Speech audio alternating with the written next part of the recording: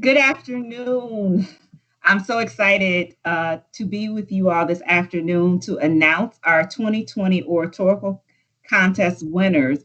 But before I begin, there are a few things that I just like to talk about and discuss. And then we also have some of our contestants who participated this year live with us to kind of discuss their process and what made them want to participate in the contest.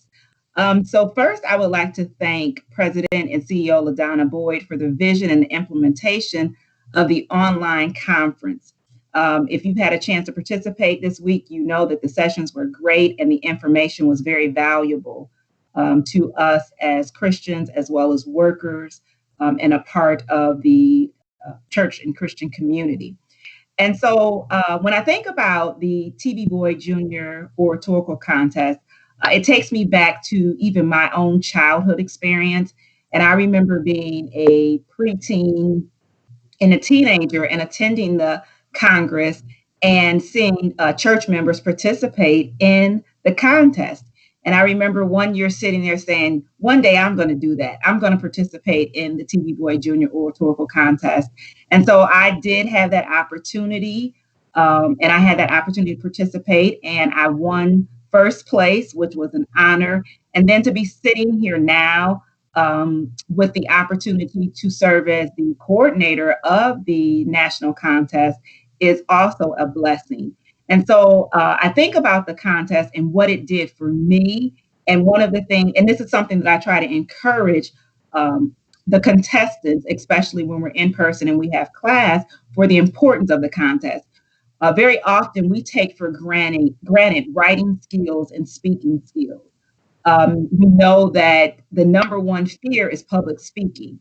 And so to be able to encourage young people to be a part of a speaking contest or oratorical contest is really beneficial to their growth as a professional, as a young adult, and as someone who stands up boldly for Christ. And so in that, it's been such an honor to work with great young people who have stood before the body and spoken in regards to the oratorical contest. I also think about with this the emphasis that not only is this a speaking contest, but it is an essay writing contest. And so students are also judged on their essay and the quality of their essay, their grammar, their punctuation, their spelling, their spacing, things that we take for granted, especially in a technology age of spell check and other programs, apps that allow for students to really lack in their writing skills. And so this is an opportunity to push forward writing skills as well as speaking skills. So I really encourage all youth workers, all counselors, all pastors, all ministers to encourage your young people to be a part of this contest, because one of the things that it does is it strengthens their writing skills and it also strengthens their but not only that, it provides scholarship dollars.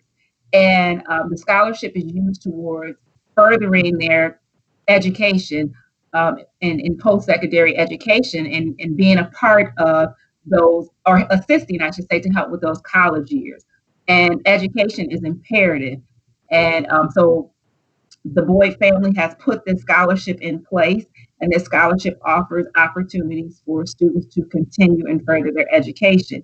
And so we encourage you to have your students to be a part so that they can further their education. This year, our contestants, just like with everything else historically in 2020, were able to participate online through a virtual presentation. And so the contestants were instructed to follow the guidelines as they were outlined on all the marketing material which was sent out. And the students spoke on this year's theme, which was Seeing Clearly Through Christ, Habakkuk chapter 2, verses 2 through 3. And so all of the speech submissions, there were two two requirements to the submission. One was a written essay, had to be emailed, and then the students also had to post a video of their speech. And so in that, the written essays were judged according to a guideline as well as the video presentation. And so they were judged on their creativity, their essay content, and there relate the theme to current events in scriptures. Before I have a conversation with some of our contestants who have joined us live today, I would also like to thank our three judges. So we had three judges to serve this year in judging the contest, and those three judges included Jasmine Cole from the R.H. Boyd Publishing Board, Nashville, Tennessee, Denise Williams from New Pleasant Grove Missionary Baptist Church in Houston, Texas, and Reverend Brenda Richardson and a member of St. Paul Baptist Church in Charlotte, North Carolina. And so I thank our three judges because it is a difficult process. And, very often when you're thinking about judging participants, you don't want to, it's hard to be critical on young people, but you have to keep in mind that it is a competition and they should be giving their best to Christ. And whether that's through their speaking or their writing, but we are to give our best to Christ. And so that's what the judges look for, and that's what the students were judged on. So to just chat for a few minutes, we have Cheyenne and Donna with us today. Cheyenne Davis and Donna Edwards, who were two of the contestants that submitted and I don't know if Carnie Zia is with us yet, but I know we had a third contestant that was trying to join as well as a fourth one. But I thank you all for being with me. So I want to ask you two, what made you participate in the oratorical contest?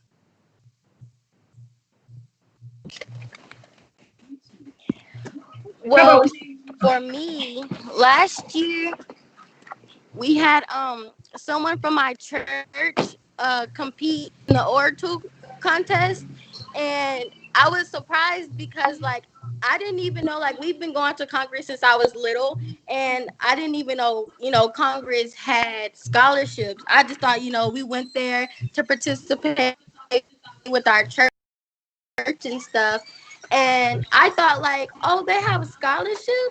And then the girl last year, she won one of the scholarships. So I was like, well, I want to do it too, so that's what made me want to do it this year. Okay, what about you, Donna? What made you want to participate?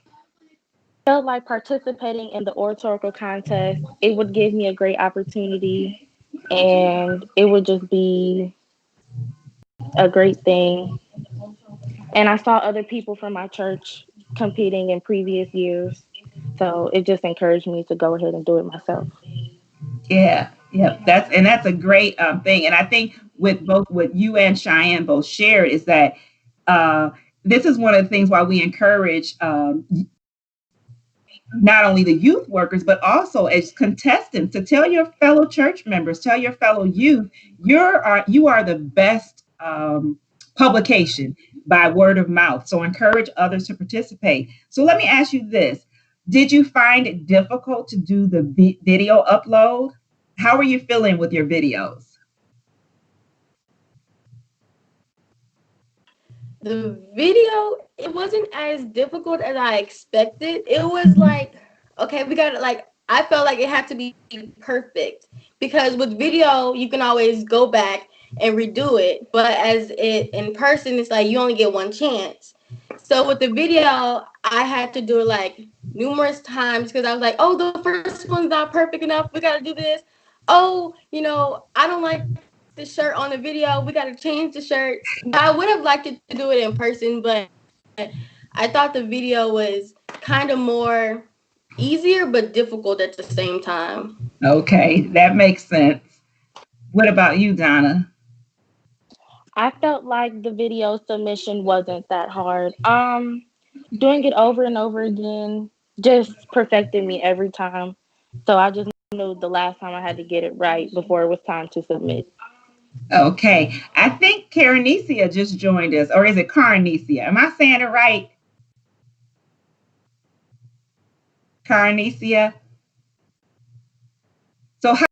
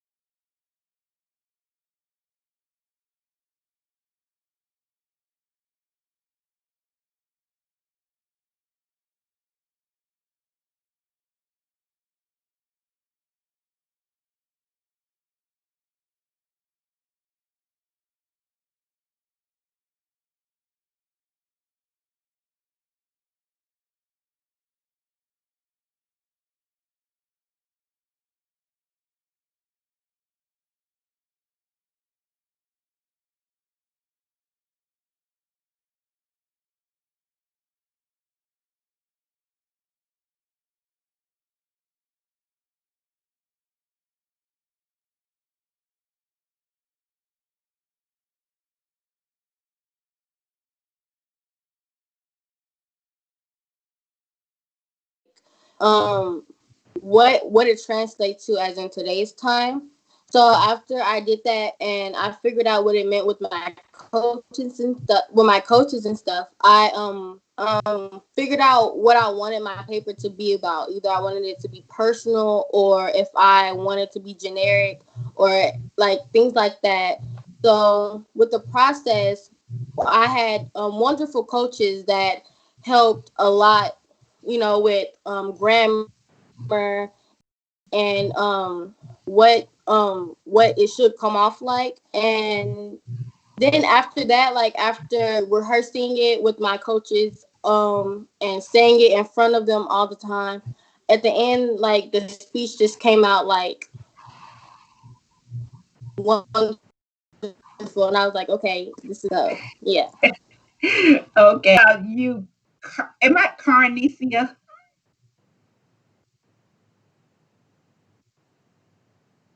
What was your process?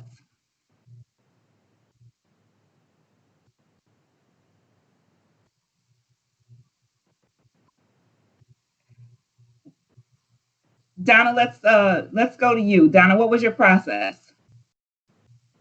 My process was trying to get the perfect like part of the scripture, trying to think of personal things to put in there that related to me and what happened this year, and that was about it. Okay. Okay. Um, Carnisi, are you can we hear you?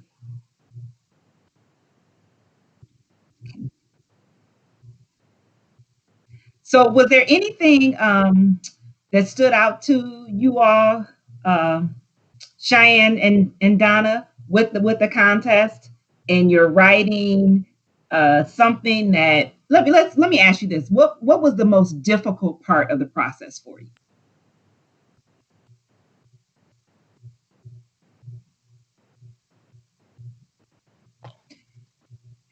It was The that most easy. difficult, Maybe we need to change the rules if it was it that wasn't easy for you all.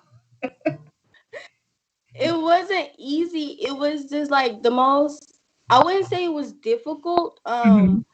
but I think on my part, I didn't want to go off topic, is what I say, because sometimes as writers we can write stuff, and then in the beginning we have an idea of what we want the paper to be like, and then at the end it's totally off topic.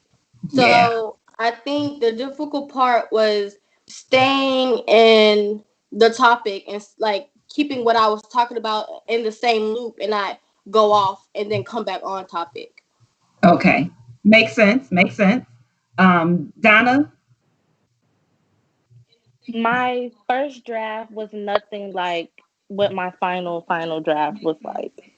So I had to keep changing, switching around, making sure it was timed right, and making sure everything was good. Okay. Carnicia, are you back with us? So tell me, Carnicia, what was the most difficult part of this process for you?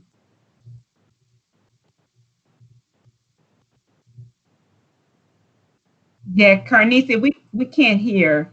Um, I'm not sure what's happening with the sound. So for now, we'll continue. I'm glad that you're on the screen with us. I'm glad that you're here. And I thank you all, three of you all, for your participation and being a part of the contest.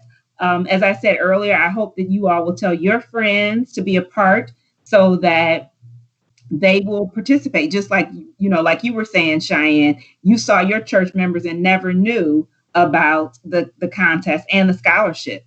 And so tell everyone, tell all your friends to be a part, because it's a great opportunity. And let me say this: do you think it helped with your writing skills?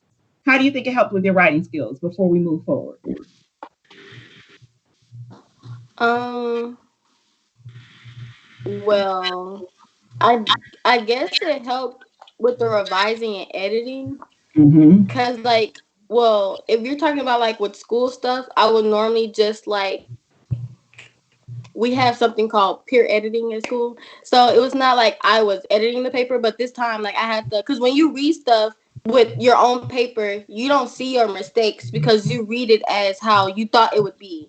Right. So I guess it helped with me like actually like breaking it down and reading everything to make sure it sounded right, and I just read it how I thought it should sound. Mm-hmm. Good. Yeah. Yeah, because you're right. When we write stuff, very often we when we read it back, we're reading it just like we want it to sound and just like we think it is on the paper. That's why I always encourage, you print out your papers, because if you can see it, then sometimes in it the way you already think it is in your mind. Donna, what about you? How was your writing process? Did you think it helped you with, writing? Yes, it helped me with writing in a way, using the right way to type and write, because I type differently. So it taught me like you can't do this when you're actually submitting something. You have to write it the right way. And Mm-hmm. I also helped from previous people who participated in the contest. So that helped a lot. Yeah, yep, yep. Well, I thank you all again, and I thank you for being a part. But I know that this is the time that everyone has been waiting for, and so we will begin with our 2020 winners.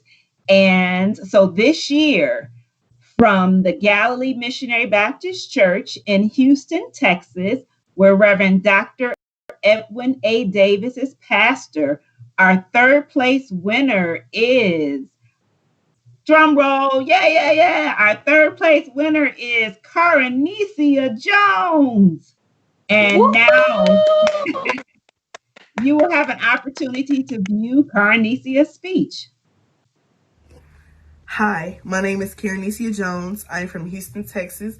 I attend Galilee Missionary Baptist Church under the leadership of Dr. Edwin Okay. Allen Davis, and this year's theme is Seeing Clearly Through Christ. My high school journey has made me feel like I was in darkness. Have you ever been in darkness? God had a light to guide me, but I ignored his vision of what he had set out for me. Ironically, my graduating year is 2020, the year of vision, when throughout my high school ride, I've never had a clear vision. From the start of my freshman year up until my junior year, I was always the outcast. Not because I went to school with other races and religions, but because I talked instead of doing my work, or I talked back to a teacher when I could have just walked away. All because I felt I wasn't smart enough for the school I attended.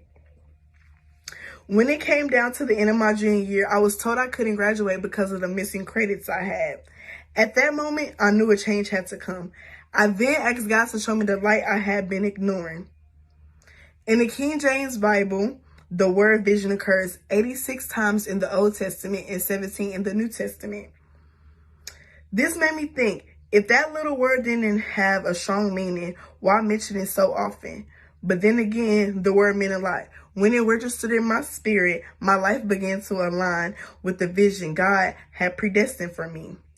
When my counselor put me into her office saying I scored high enough on my SAT, which made me eligible for dual credit, meaning I will receive credit for the classes I failed and also college credit, and would graduate with more credits than I even needed. And for the first time in a long time, I wore a permanent smile.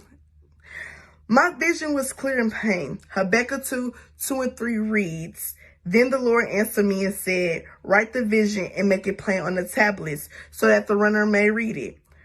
For there is a vision for the appointed time, and it speaks of the end, and it does not lie. If it seems to tarry, wait for it. It will surely come. It will not delay. In this case, I was the runner. And God had a vision for me at a certain time, and it spoke to me. From my understanding, we all have a different vision for a different situation, but someone has had our situation.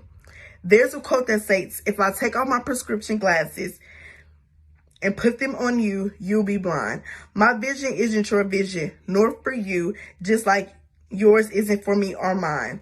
I have graduated with a clear vision. Thank you.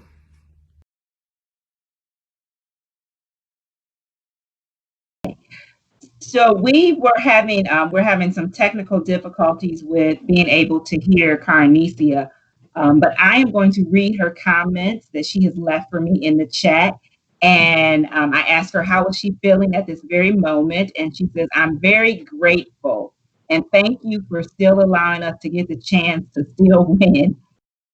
And thank you. You are more than welcome. We are glad that you were a part of this year's oratorical contest, and congratulations, Carnie Zia. I wish you the best and God's blessings as you move forward in your education.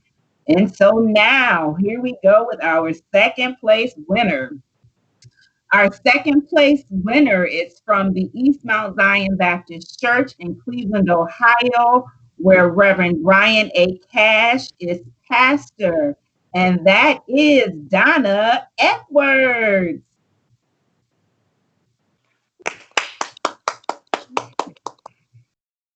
And now the video of Donna giving her second place winning speech will show.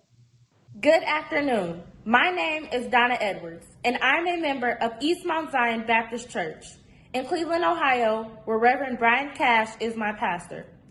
I will be speaking to you on the 2020 Congress theme, Seeing Clearly Through Christ, from Habakkuk chapter 2, verses 2 through 3. My God is awesome. He's mighty, He's holy, He's great.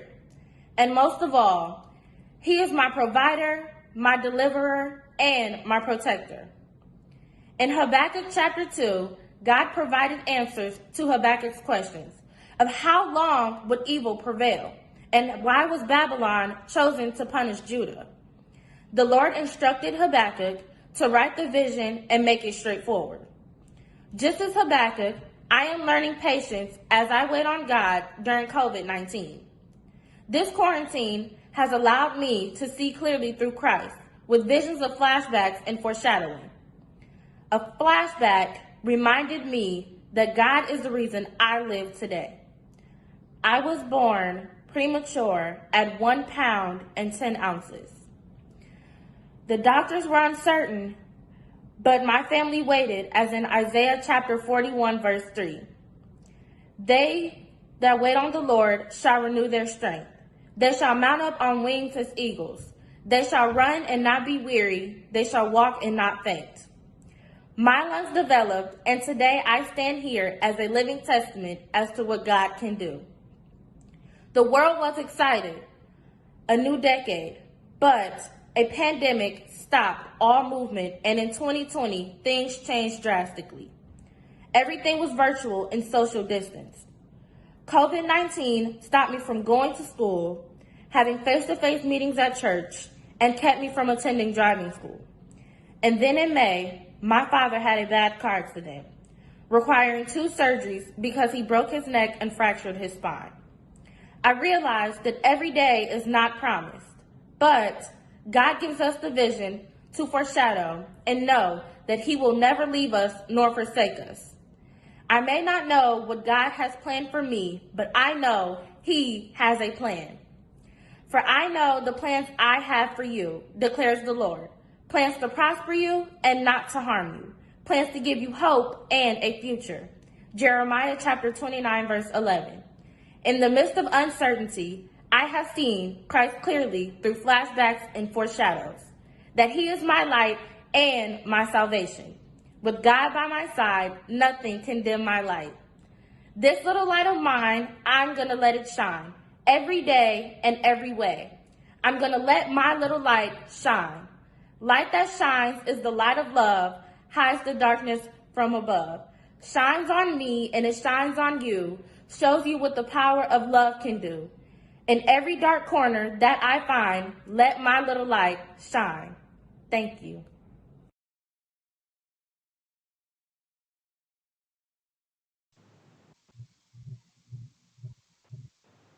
So Donna, how are you feeling? I lost Donna. I'm thankful. I'm very thankful. Thank you so much. I'm just very grateful. Thank you. Thanks for participating. And now the moment that we've all been waiting for. Our first place winner from the Gary Baptist Church in Houston, Texas, where Reverend Dr. Edwin A. Davis is pastor. Is who could that be? You all can see her facial expression now because she realizes that she was the second contestant from Galilee Baptist Church, Cheyenne Davis. So we welcome the playing of Cheyenne's video now so that you can see her winning speech. Hello, my name is Cheyenne Davis. I attend Galilee Missionary Baptist Church in Houston, Texas, where Reverend Dr. Edwin A. Davis is my pastor. This is Seeing Clearly Through Christ. The world and circumstances have a way of blinding us from the vision and promises of God. Many of us allow people to define us and blind us from God's promises. I found that immediate gratification blurs your vision. Are you someone who can resist the call of immediate gratification? Diana Ross has a song that has helped me see much clearer. She asks questions that made me ponder on my purpose and vision in life. Questions like, do you know where you're going? Do you like the things life is showing you? Where are you going? Do you know? I had to admit, I didn't know. Vision should give direction. It should be a roadmap for our destiny, purpose, and dreams. Our vision starts with our desires. A desire for a better you and a better future. We are predestined beings. And God's vision for us will be carried out on His appointed time. For it says in Jeremiah 29:11, I know the plans I have for you, says the Lord. They are plans for good and not for disaster. For a future and a hope. Too often, people confuse desire with vision. And although I am only 18, I've learned that if it's merely a desire, it is self-driven. But if it is a vision, it comes from God. You will not allow yourselves to be distracted by the things of this world. For example, horses sometimes wear blinders to keep themselves from being distracted. It keeps the horse's eyes focused on what's ahead rather than what's on the side or behind them. Without the distractions of what's around them, the vision becomes clear. Here are my glasses. I wear them on a daily basis to help me see. Without them, everything is blurry. But when I put them on, everything becomes clear. The same is true about the Word of God. It's like our glasses. Through God's words, we are directed to focus on the vision of God. Habakkuk 2:2-3 says, Then the Lord answered me and said, Write the vision, make it plain upon tablets, so the runner may read it. For there is still a vision for the appointed time. It speaks of the end and does not lie. If it seems to tarry, wait for it. It will surely come. It will not delay. My vision releases me to run this race called life with determination. I must capture it, clarify it, meditate on it, and wait on it. The vision is yet for an appointed time. So don't become wary or impatient when it don't come when you want it to. Like my grandmother always said, he may not come when you want him to, but he's always on time.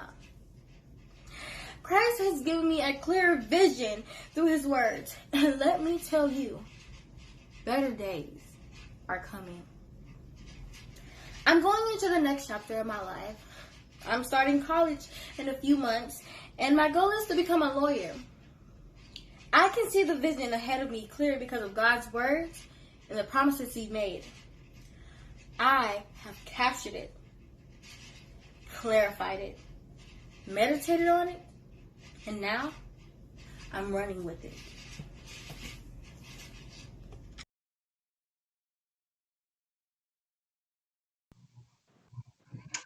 I forgot to mention the most important part that our third place winner will be awarded $1,000 scholarship. Our second place, a $2,000, and our first place, Cheyenne, will receive a $3,000 scholarship. So Cheyenne, I know this was your graduating year from high school. Before we close out this, what are you planning Have you chosen a school? Yes, I'll be attending Texas Southern University in the fall. Okay. Have you chosen your major? I know you said lawyer, but have you chosen a major yet? Yes, ma'am. I'll be majoring in political science. Okay, well, congratulations. And we are looking forward to all the things that God is going to bless you to do as you work as an attorney to defend, whether that's criminals or whether that's business or whether that's civil rights. So we thank you again. We thank all of our participants who were contestants this year in the virtual oratorical contest. Again, I encourage you to encourage your students. Thank you and have a great afternoon.